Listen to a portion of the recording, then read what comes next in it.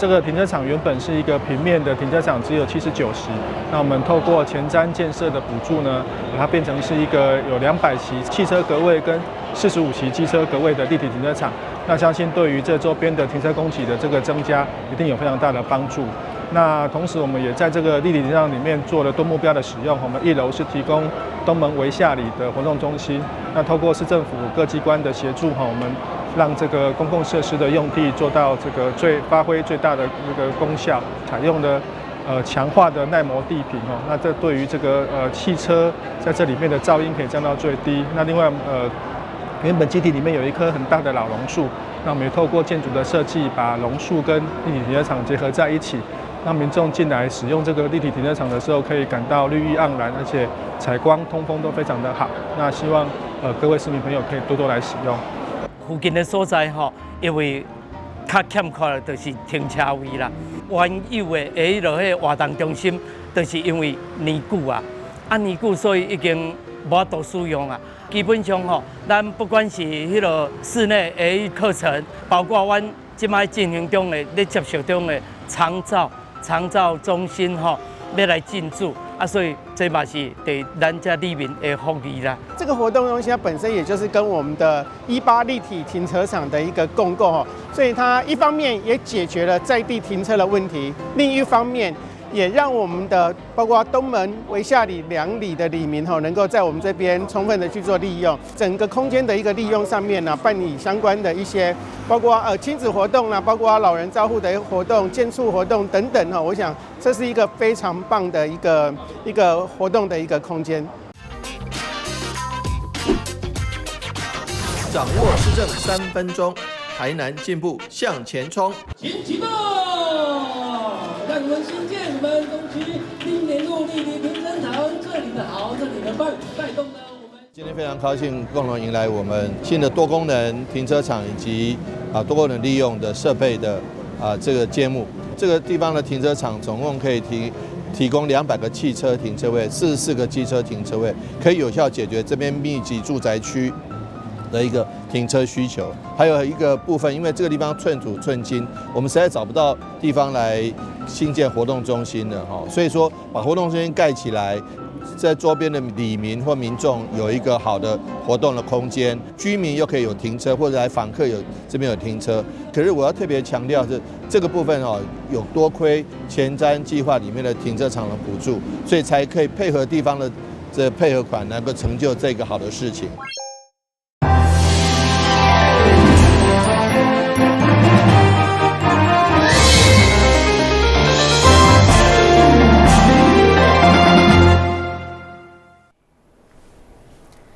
了是今个欢收看3月18号的中嘉台南电影新闻。听听游客讲，假日来台南会订无房间，所以市长委特宣布推出4、5月来台南住一暗就送一暗，总共53间业者响应该专案，包括民宿、旅馆、甲录影场所等等，嘛推出非假日的大房专案，欢迎民众上台南旅游网来查询。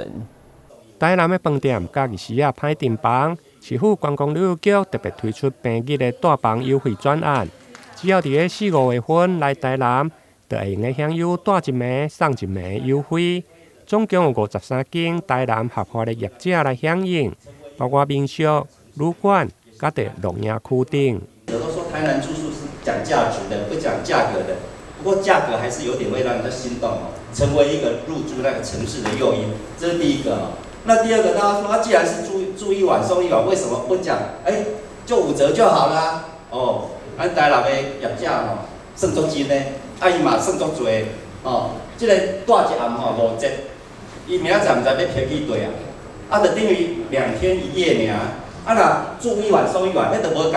同款都无共师傅除了大房的优惠，另外市府还阁加码赠送经典的泰迪情侣提灯予业者。作为即届参加优惠大房的游客加码礼，因为房间数、录影区甲提灯拢有限量，市长提醒民众要订就要紧。住1天送1天，这个是非常好的，因为台南这个古都有400年的文化底蕴这个住个1晚上绝对是不过瘾，而且根本就是走马看花。那至少要住1天送1天，如果你要住2天，我们也送你2天也没关系。要深度的旅游，而且细细的品味。但是因为我们限于4月5月的平日，因为平日的话这个房间比较好订。在假日的话或周末的话，即使是4、5月，像春假，根本就已经早就订满了，所以根本就订不到。所以呢，在台南许多深度的旅游值得你来，那许多这个非常非常值得尝试的路线，不管是山线，不管是海线，不管是文化线，不管是美食线，或者是西北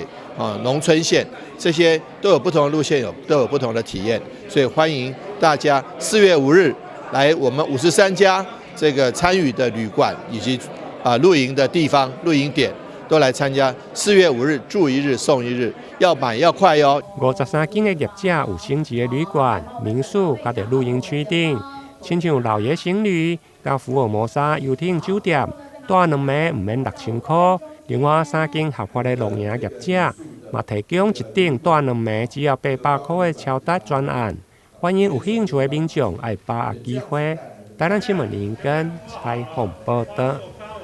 为了担起下林路尾一栋40栋历史的老厝，因为业者看好南区的休闲甲咖啡市场，所以成组以后经过整修，打造成类似日本京都的气氛，提供民众来遮休闲放松啉咖啡。位伫南区下林路尾这栋白色简约的建筑物，经过业者精心的设计甲翻修，搭配老厝岁月的氛围。用毛赛克营造出特别的氛围，业者要呈现的，唔仅是一个啉咖啡的所在，更加是一个适合开讲、放松、甲着休闲的空间。开咖啡厅的时候，我们设定的一个想法就是，我们不要太复杂的装潢，整个的空间氛围就是以轻松，然后简约、朴实的这种感觉。所以当初跟我们的设计的老师们设计师他这边在做沟通的时候，就把这个理念传达给他们。然后一来我们是想说台南跟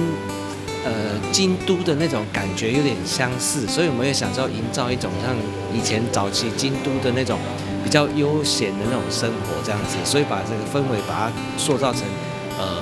就是大家来，然后可以整个放松。然后可以比较悠闲坐在这边，不单是说自己喝咖啡、看看书，或者是说跟朋友聚会，都可以很轻松这样子。业者卓哲志表示，当初甲的 partner 2位拢是伫咧知名食品公司的餐饮部，负责咖啡厅的开设甲的营运。后来当着疫情，有了家己的想法，想要来实现，因此甲的 partner 来开始找地点。经过将近1冬的筹备，才看好这间的店面。当初会选在这个地点，第一个当然就是我们在寻找地点的时候也找了很多的地方。那这个其实也是算机缘巧合啦，因为当经过的时候刚好看到这个店面，然后觉得这个店面好像又位在三角窗的位置。那对于就是来往的人潮能见度比较高一点。二来就是说，南区这边好像比较少有咖啡厅，所以我们在想，好，那跟我的伙伴就决定说，好，我们就把这个店面给承租下来，然后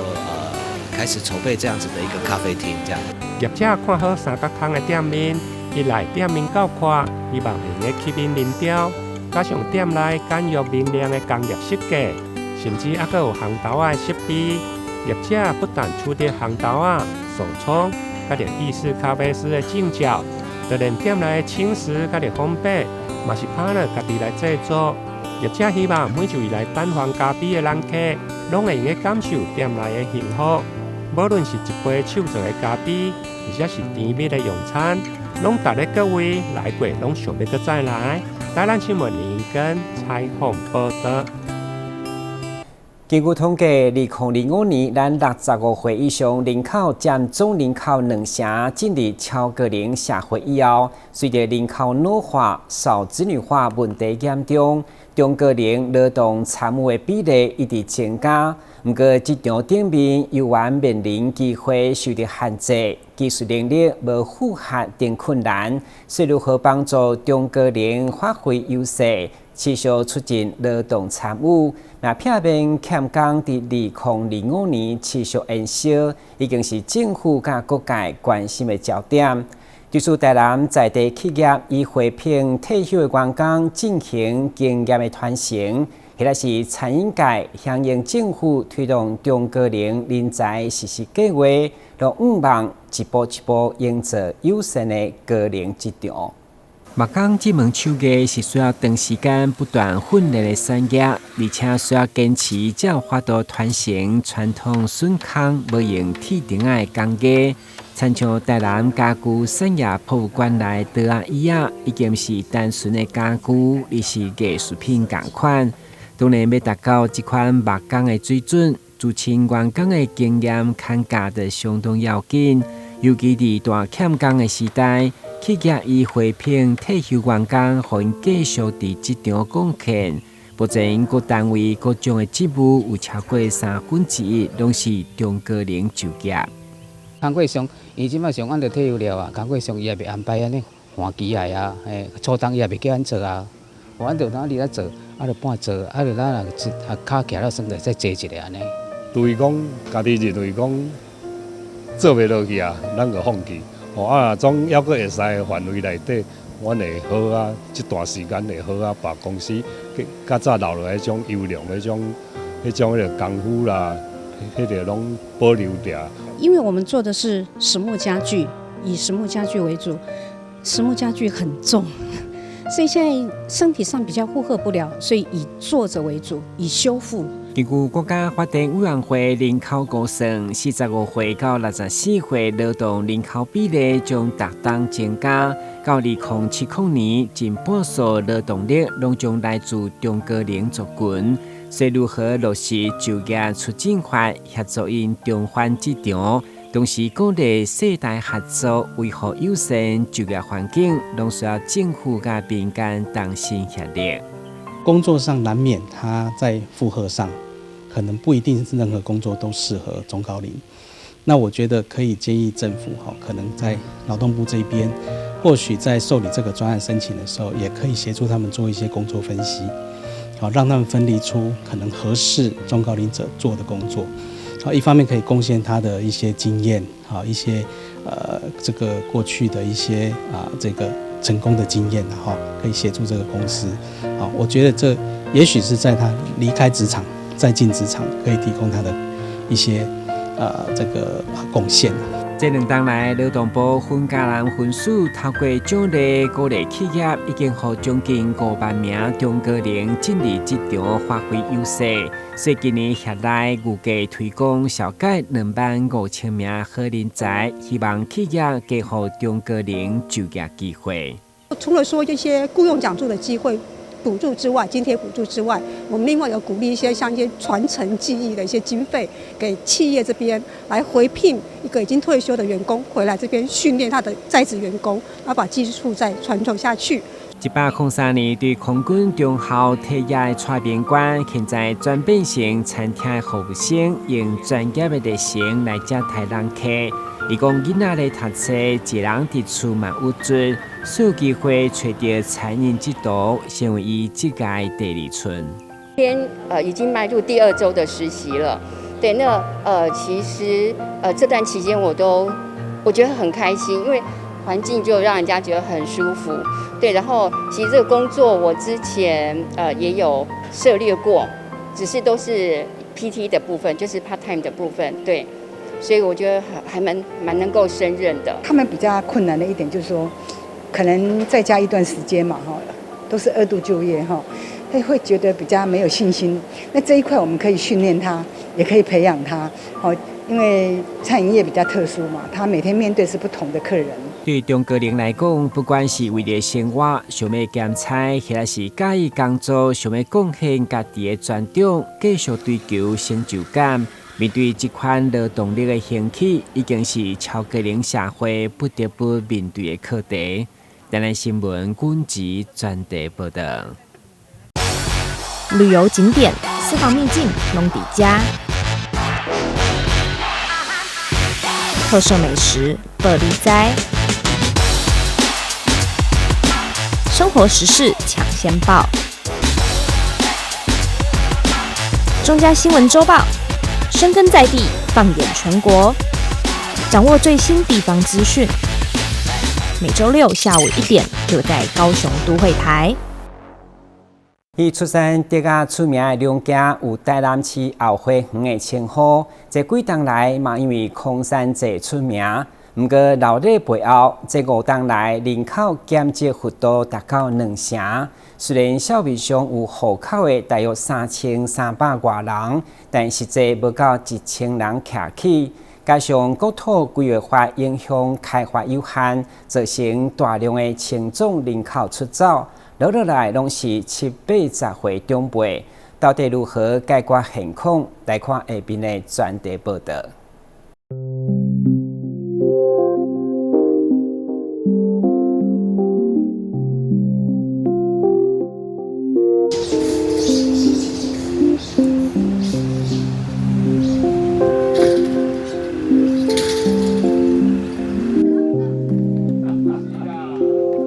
随着空山祭落幕，小镇回归平静，作品可不可以留下来，带动观光人潮？在地人都在烦恼。龙崎区内总共才8个里，最热闹的地方是旗顶里，国小和图书馆，甚至全区唯一一间超商都在这里，生活机能相对便利。然而，公车久久才一班，出去其他里可说是人烟稀少。阮遮较早吼是拢靠这地啊伫生活啦吼，因就要定咧做保育区土地拢袂使顶动钱，要建筑要用啊吼，都爱限制足大吼。地啊当然无路用去，即摆也无地方，政府拢无咧关心。阮遮拢村老人尔，拢无要生活拢无法度啦。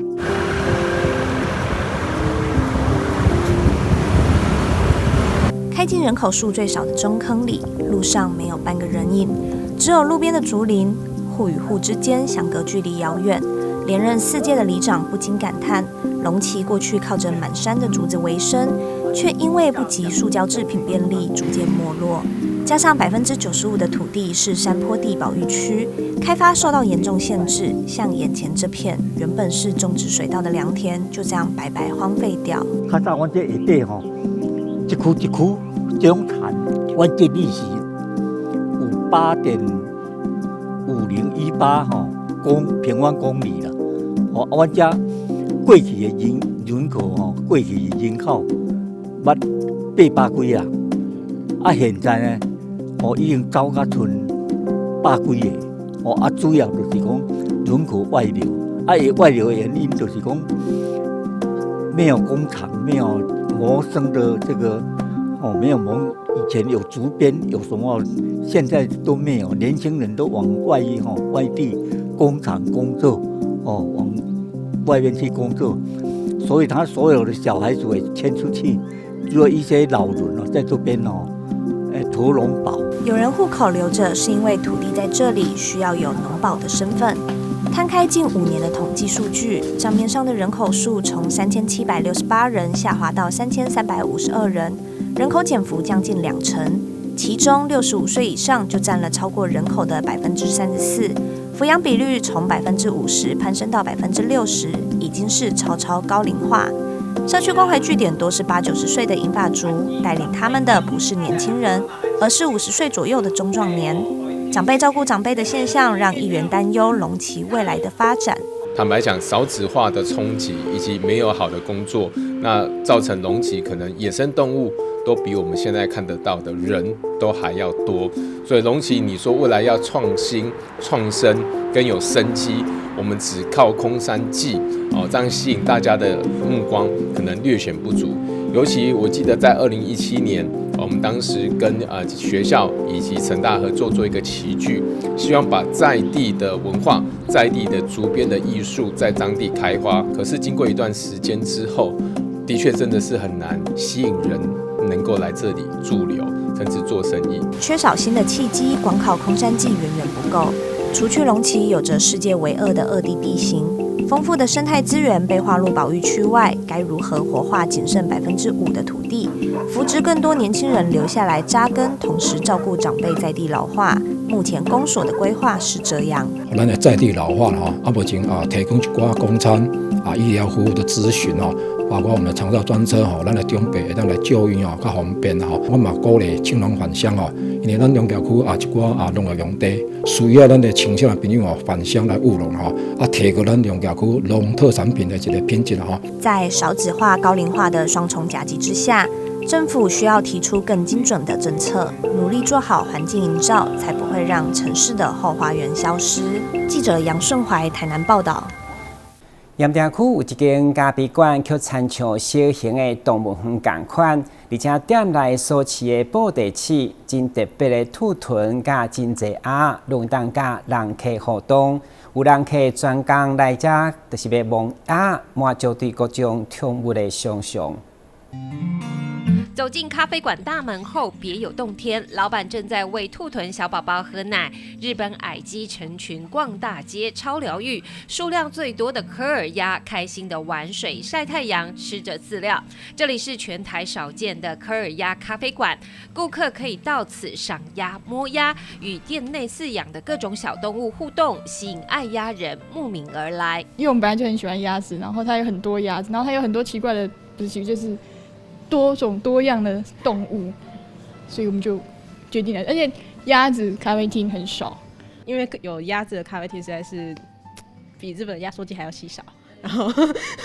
所以我们就来看看这样。老板是台湾第一批饲养科尔鸭的饲主，因为喜欢鸭子，就打造特殊宠物咖啡馆，满足爱鸭人的各种想象。它长得很圆，就是很可爱。小鸭，它又没有就是路边的那种鸭子那么大只，而且我以为它会很吵，但是其实还好。我真的很想摸摸看它的羽毛，因为很好奇它的触感，听说是有防水的感觉，但是因为看起来实在是很毛茸茸的，模糊模糊这样，但是听说摸起来又有滑滑的还是什么的，就是很特别的感觉，就是很想真的摸摸看。因为他们其实蛮亲人的，对，然后也蛮可爱的，所以我们就想说，好像可以打造一下这个环境，让大家更认识他们。1楼外是宠物餐厅，2楼店家则是运用各式观叶植物打造成森林咖啡馆。精致的环境设计，顾客可以在此享受芬芳花香，惬意享受餐点。我觉得真的厉害。我很喜欢他们2楼的布置，因为我也很喜欢这种观叶植物，但我还没有机会种，所以我就在这边看一看。我们自家本身就很爱植物，植物融合动物这种就是会比较偏大自然，然后在台湾也比较少见的餐厅，所以我们就想说把2楼就打造成植物的餐厅，然后1楼的户外部分的话就是比较偏动物的餐厅。虽然是宠物餐厅，但店内各项餐点毫不逊色，顾客既可以接触宠物，又能享受精致美食。记者潘志光、吴佩珊高雄报道。为了庆祝土地公诞生，来自全台湾108位都市赛组织的杨梅福德宫，早来美味的菜色，并且募集爱心的物资，要来捐予华山基金会，希望借此予爱循环传播出去，也予大家看见传统庙会美好。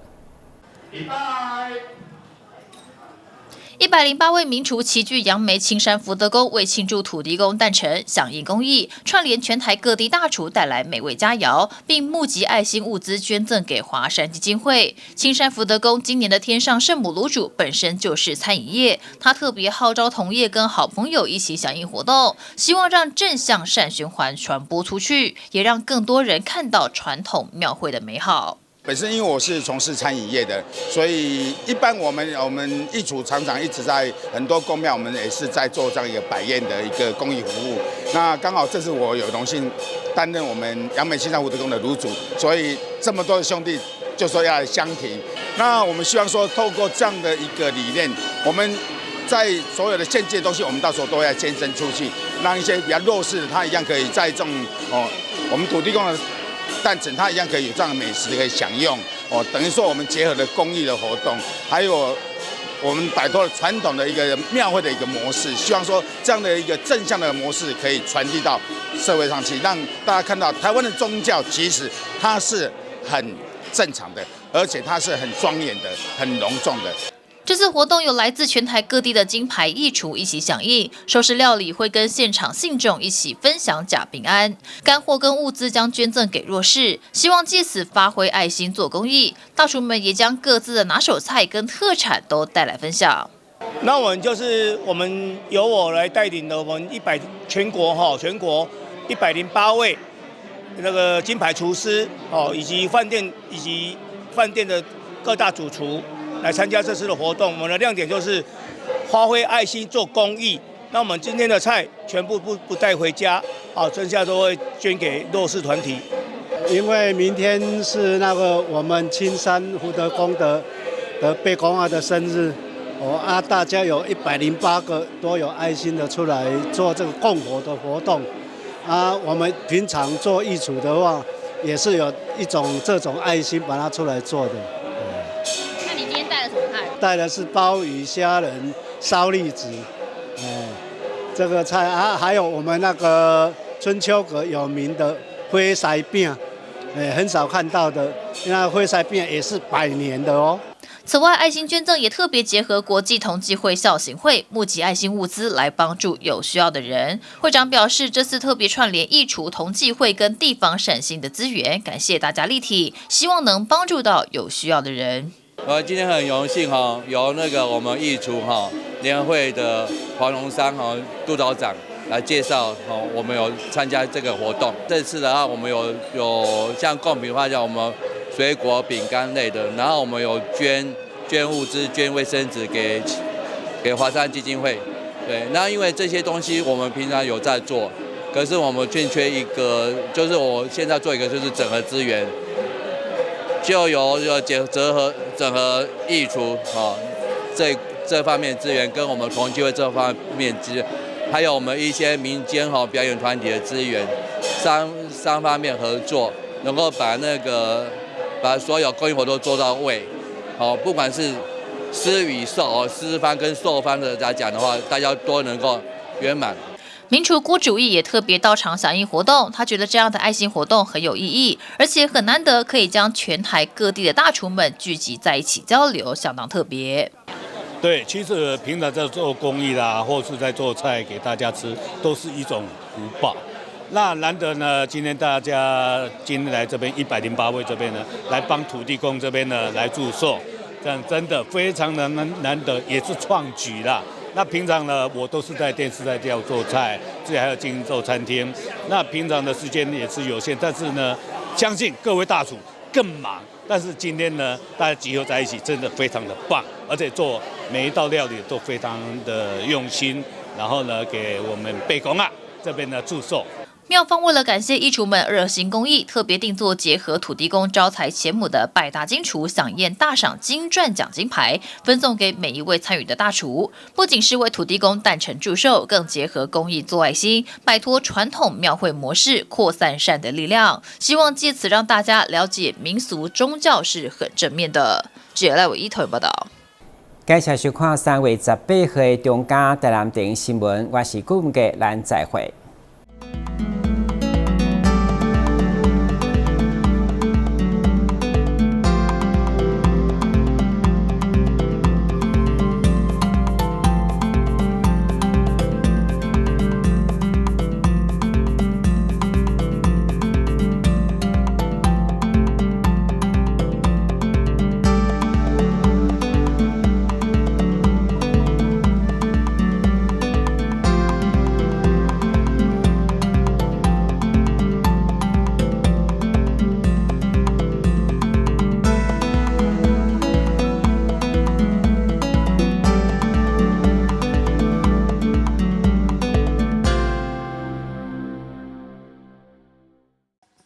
投资型诈骗。